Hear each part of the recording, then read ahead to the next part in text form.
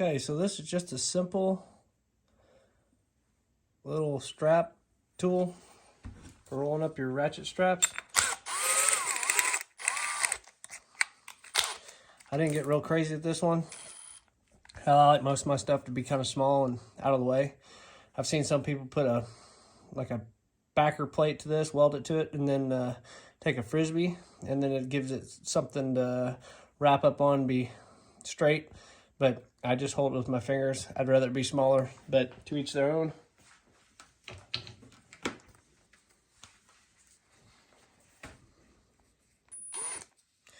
This should just get it started.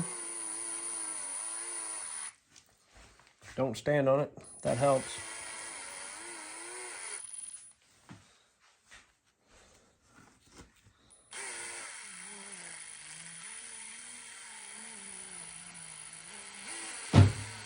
Go as fast as you want.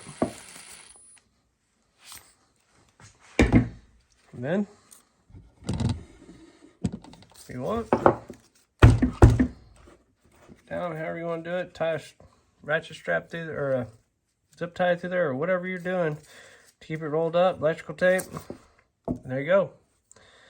Do it on a bunch of them real quick.